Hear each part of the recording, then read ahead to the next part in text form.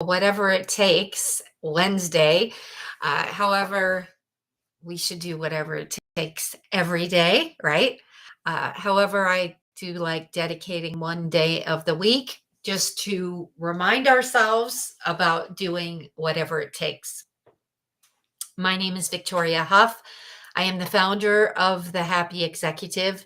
We help companies on a fractional basis improve their sales and marketing by implementing strategies and tools that can make a difference to make sure they're building revenue and maximizing their profits. Today, what I'd like to talk to you about are some actionable strategies that you can use to stand up and really be seen and heard in the sea of sometimes what we call sameness, right? Now, the thing that I want you to remember is whatever it is that you're selling, whether it be a product or a service, there is no one else in the world that is going to present it as you do. And I feel that if we get sometimes down on ourselves, we're not patting ourselves on the back, we're kind of, maybe a little bit down in the dumps, or perhaps we're dwelling on a disappointment, then we can lose ourselves in that sea of sameness, and that is not fun, and that is not a place to be. All right, now I can relate because I have been there. If you sometimes catch yourself, feeling like that, or maybe if you have felt like that recently, the reason why I'm doing this is because I've talked to quite a few people lately that are not seeing the strengths in themselves. Other people are seeing their strengths. I can see their strengths. However, they're not seeing their strengths. And, in the busy world that we live in, it's super important that we take responsibility to remind ourselves why we are unique and why we are passionate and doing the things that we're doing. Like I said, whether you're selling a service or a product, no one is going to present it and deliver the level of service in the way that you would do. And again, because of the world that we live in and how busy it gets sometimes, we're focusing on other people and we're not recognizing and really valuing the strengths that we have, and the passions, and why we're really committed to doing what it is we do. So I actually just did this exercise with a mastermind that I host, and I thought, I'm gonna share it with everyone here on my live show today as well, because I feel that it can help you.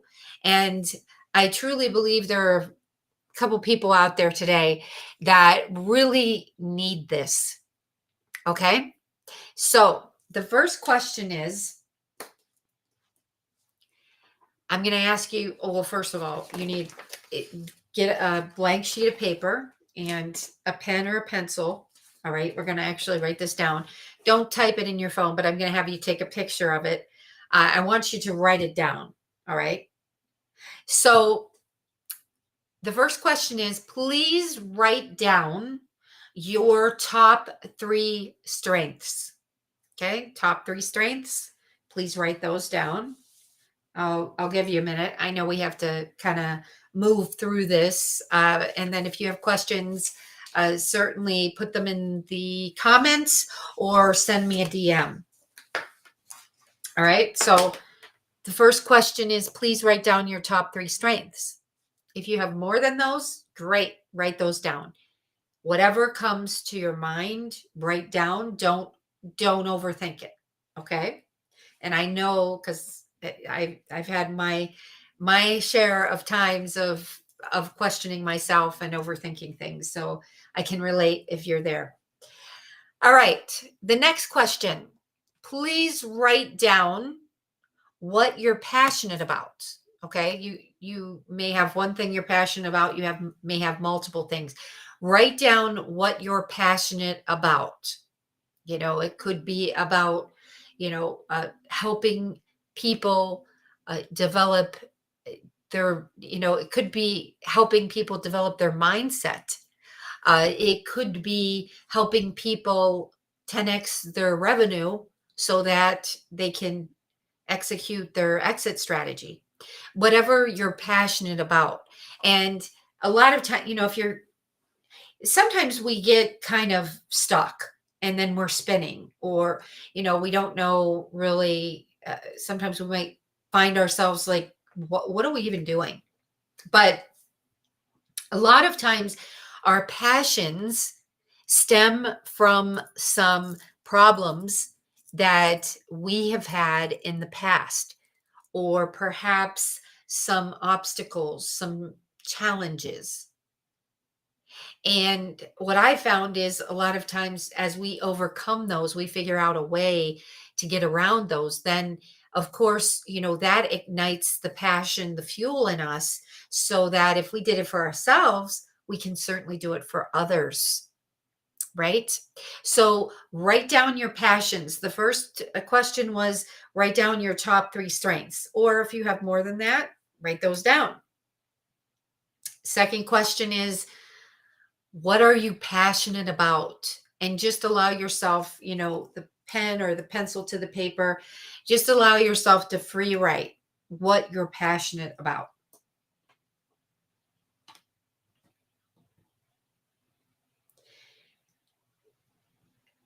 Third question, which audience do you serve? Perhaps you already have a well-defined niche. Perhaps you're still trying to figure out what that niche is. But for purposes of this exercise, choose one niche. Okay? So, perhaps it is medical, uh, perhaps it's medical companies. Okay? Maybe you are serving medical companies. Pick one niche, and then I would like you to write 2 or 3 sentences on why you are the best person to serve that niche. Okay. And again, I realized when I just did this exercise with my mastermind, there were some that were still trying to figure out their niche. There were some that had, 2 niches, or they were testing different things. It doesn't matter. But for this exercise, choose one and answer the question, which is, write 2 or 3 sentences on why you're the best person to serve that niche. Okay. And if you are like scratching your head thinking, I don't even know who I serve, that's okay. But then look at it from from the perspective of, who is it that you would like to serve? Okay. And then write 2 or 3 sentences about that. 2 or 3 sentences why why you are the best person to serve that niche. Okay. Now,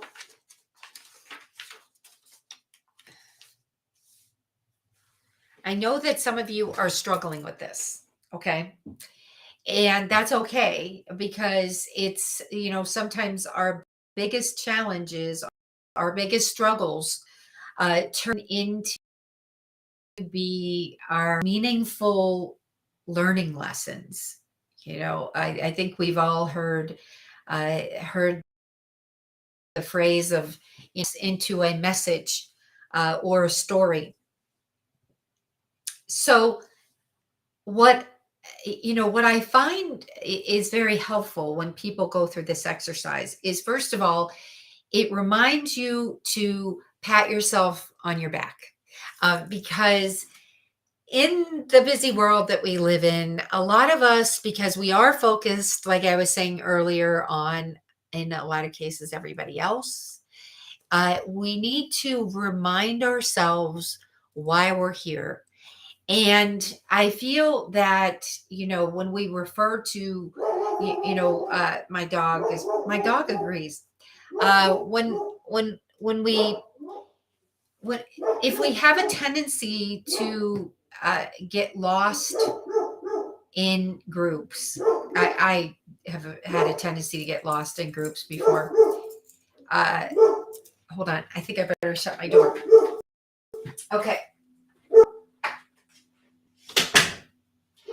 So if we have a tendency to get lost in groups, then we're losing sight of why we're here, and why perhaps we even decided to start a company, to sell a service, to sell a product, right?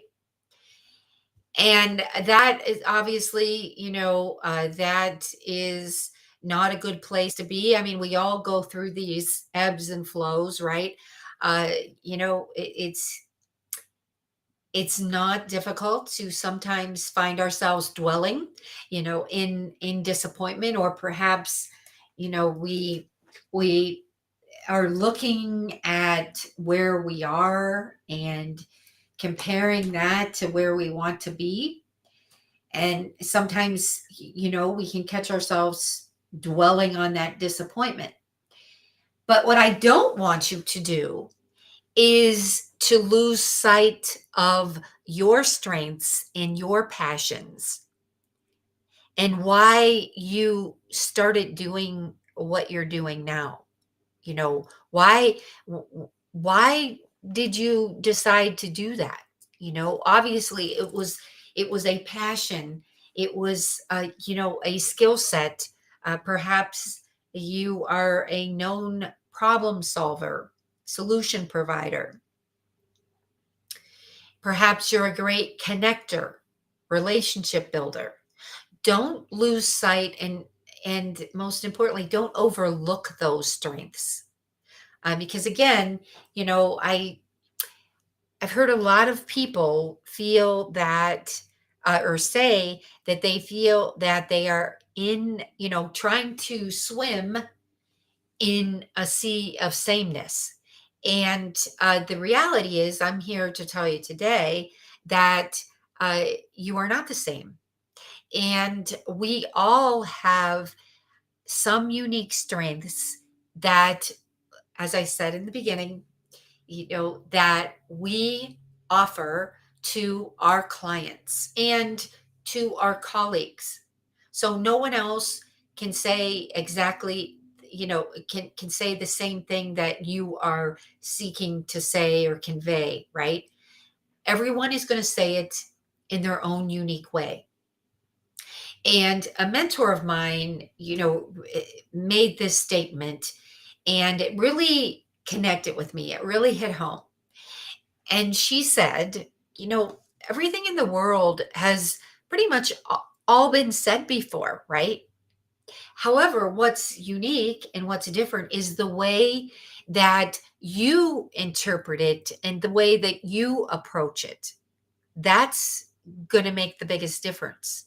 So, we definitely don't want to lose sight of that. And as a matter of fact, we want to make sure that instead of losing sight, that we actually recognize, recognize our strengths, our passions, and why we're here. Because, if you are not standing up and standing out, and really going after that market, that niche client that you are seeking to serve, then who will? And I truly believe, it's up to each one of us. It's our responsibilities to remind ourselves about it. Now, look, it's absolutely lovely and rewarding when we gather feedback. And I'm going to encourage you to make sure that you are gathering feedback on a regular basis. Now that means you have to be open to hear it. All right. Sometimes it may not be the best feedback, but a lot of times it will be really good feedback. And I have found that capturing that feedback, if you can put it in a separate folder, then you can refer back to that. That's going to help you too with your confidence. That's going to help you, if maybe you lost a sale, or, maybe you had some disappointment, you didn't get that next level up that you were seeking, whatever it is, that folder. And I'd like you to, if you don't have one, I'd like you to start uh, a that a girl folder, or that a boy folder, or whatever you want to name it. Okay. Your folder of accomplishments. And because when I was at AT&T, my boss had encouraged me to start a that a girl folder. Now, my boss knew that I was learning to be more extroverted. I really didn't like talking about myself that much. I mean, I learned that what I needed to do, but it was a process over several years of me getting used to stating my accomplishments and feeling good about it, because a lot of us grew up uh, in a particular time when when talking about ourselves was more like bragging, right? And sometimes it was even discussed at school. And so that became very apparent to me, that I couldn't keep my accomplishments quiet, though. When I was in my senior year, my fourth year of college and undergrad, I had the best counselor, and she was getting me ready for job interviews. And she knew that I would hedge around doing the role plays, and I tried to get out of it, or I try to change the subject when it came to talking about my accomplishments. Of course, I had a resume, but she had a very candid discussion with me one day, sitting across the desk, and she said, Victoria, if you don't speak up and let the job interviewers, let those potential bosses know what you accomplished, then someone else will speak up, and that someone else will get hired and you won't. And at that time, that was what I needed to hear. And it's the same in today's world, regardless of if you're selling a service, like I said, if it's your own business or you're working for someone else, no one is going to present it in the way that you do. So you need to remind yourself of those accolades, those wins, and really, savor in them, be grateful for them. And then of course, the losses, we can learn from those. But I'm going to encourage you to start a folder if you don't already have this. And your folder of accomplishments, or that a girl, or that a boy. And then when you have some like down times or fleeting moments of like you're a little bit discouraged, your confidence is low, refer to that folder, okay? But for today's purpose of the exercise, I'd like you to take a picture of the sheet of paper that you wrote down for your strengths and your passions.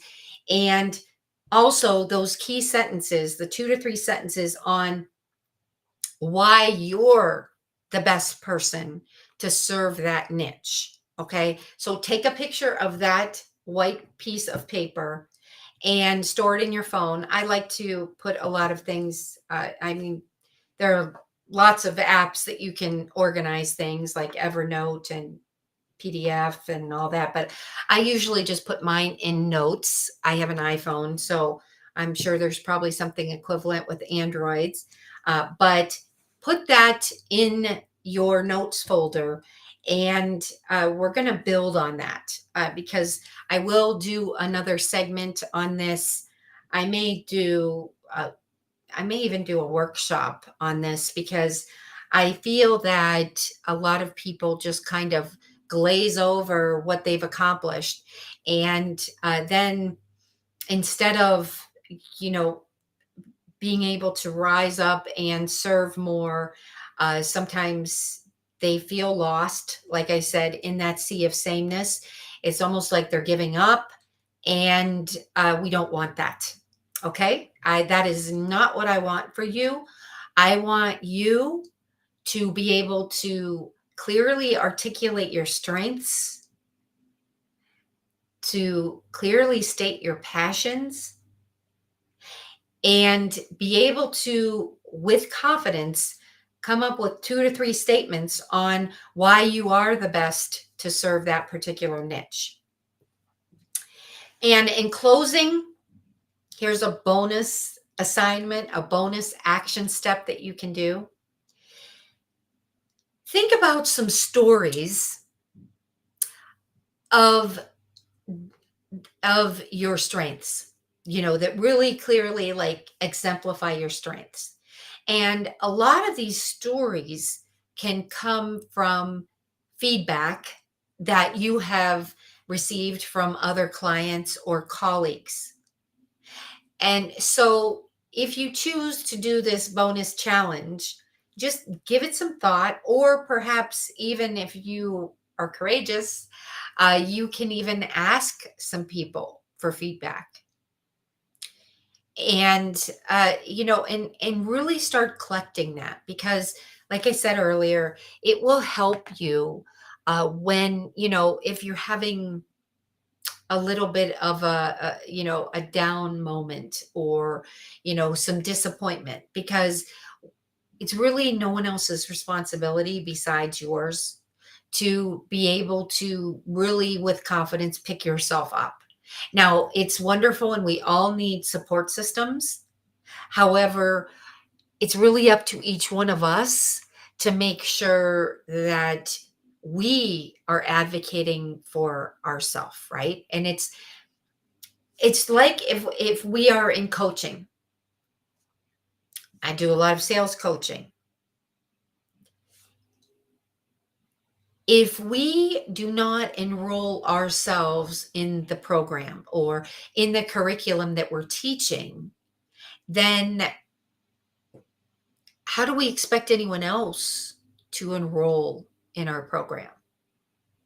And so, you know, anything that you're seeking to teach, if you're doing a mastermind, if you're doing a workshop, the first person, the first student that you need to enroll is yourself. And I get it. Sometimes, like I said, if we have some disappointment, and sometimes that disappointment can come from other facets of our lives, you know, like outside of business. It can be something going on with our family. It can be, you know, I remember going through some really rough times when my mom was sick and when my dad was sick several states away. That, you know, even if we try to keep everything in perspective, you know, that really does play a part in not only our happiness, but just, you know, our focus, our concentration, right? So just know that you are truly not alone, that we all go through these times when, you know, we're questioning even our abilities. We're questioning, can we do this? Should we be doing this? And you will find so much freedom. And I believe that you will be happier if you step up and stand out and be like, yes, I'm gonna take responsibility for reminding myself, why I even got into this business and why people should want to do business with me, or why people should want to enroll in my coaching program, right?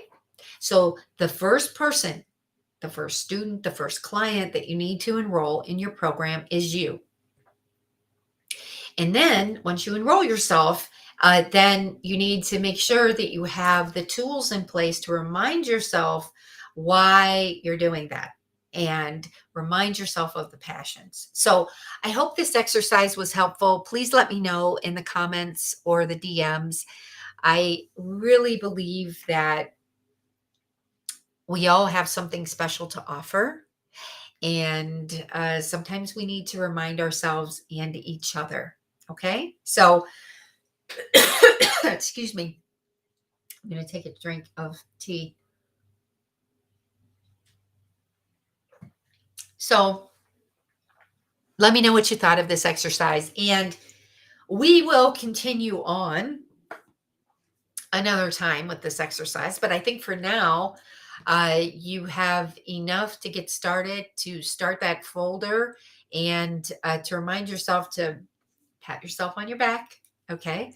And remember, it's whatever it takes Wednesday. So we all know that we should be doing whatever it takes every day, right? But it all starts with you, your happiness, your health, you building wealth. And when I think truly it's when we don't do enough of that, when we're not focused on, as I would say, giving ourselves what we need. Maybe we need, 15 minutes in the morning to meditate, or 15 minutes in the morning to do Ho'oponopono, which is a ritual I love to do. I do that every morning. I'll have to do a separate session on that. I've written posts about it, but it's a very great ritual. I like rituals. I like consistency. So I tend to build rituals into my daily life. They bring me peace, and actually also help with confidence, because I know I can count on that, and the consistency. I've not been one that likes to fly by the seat of my pants. That just has not been my um, has not been the strength of mine ever. I had a boss that flew by the seat of his pants, and I have to tell you, I was a bit envious sometimes, because I'd be like, how can he do that? But I realized that is really not my thing. So I am able to build that consistency, and, you know, uh, keep my confidence up and get through challenging times by having some rituals that I really love and cherish, kind of like traditions. So hopefully you can relate to that. All right. So I hope this assignment again was helpful to you. Let me know. And certainly, I'm open to any ideas about other topics, workshops, master classes. I'm definitely going to be doing a master class on sales, and I'd like to do some on the confidence building as well, because I feel that's something that sometimes gets in the way. And most important thing is, you all have something special and unique to offer. Don't forget that. Goodbye, everyone.